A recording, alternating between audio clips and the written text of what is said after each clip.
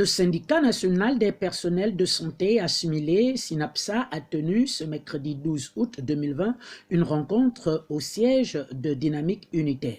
Après plus de 90 jours sans activité, Monsieur le Président, de quoi il était question?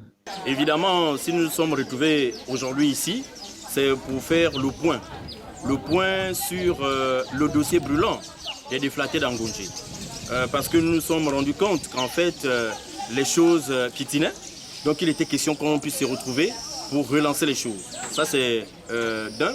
Et dans une seconde intention, nous nous sommes retrouvés pour essayer de brosser la question de l'oubli des compatriotes d'Angondjé. Parce qu'en 2017, ils étaient en fonction et que dans le cas du paiement de la PIP deuxième trimestre 2015, les compatriotes n'ont pas été pris en compte. Disons, ils ont été oubliés.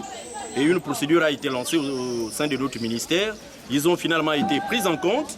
Et il était question pour nous de venir rendre compte, n'est-ce pas, aux concernés, pour que, évidemment, nous puissions être au même niveau d'information.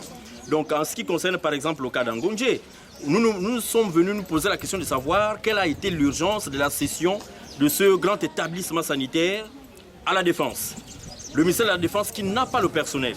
Le ministère de la Défense qui n'a pas l'expertise nécessaire de gestion des structures sanitaires de cette envergure. Parce que nous nous rendons compte, j'ai fait un tour là-bas en tant que responsable des syndicats pour essayer un peu de constater les conditions de fonctionnement de cet hôpital. Et nous nous sommes rendus compte évidemment que l'hôpital est en train de mourir, qu'il n'y a pas le personnel. Il y a les détournements, les militaires qu'on disait évidemment qu'ils pouvaient bien gérer cet hôpital, mais il y a véritablement des détournements. Il y a des responsables qui sont en prison. Mais aucun civil n'a été enfermé là-bas sous prétexte qu'il aurait détourné de l'argent comme les militaires aujourd'hui. Donc c'est pour dire que nous voulons que l'actuel ministre de la Santé prenne de bonnes décisions.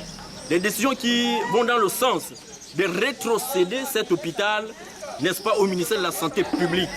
Nous-mêmes, nous pouvons gérer. Et l'actuel ministre, nous avons vu par rapport à son dynamisme, nous reconnaissons que si l'hôpital est rétrocédé au ministère de la Santé publique, il y aura des bons gestionnaires qui seront sélectionnés, qui seront positionnés pour faire avancer la machine.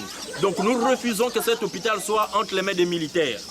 Si vous allez au CHR aujourd'hui, il y a l'hypertrophie, il y a assez de patients qui y vont. Pourquoi? Parce qu'ils sont en train de fuir l'hôpital d'Akanda, l'ex-CHU. Les militaires se comportent mal, il y a de la brutalité, même le jour que je suis allé là-bas, mais ils reçoivent très mal les gens. Or, nous les civils, qu'on reproche je ne sais pas de quoi, nous ne pouvons pas recevoir les gens de cette façon. Donc aujourd'hui, nous disons que M. Patrick, qui est l'actuel ministre de la Santé, puisse dormir et prendre de bonnes décisions quant à récupérer, à rétrocéder l'hôpital, l'ex-CHU d'Angondjé à la santé publique.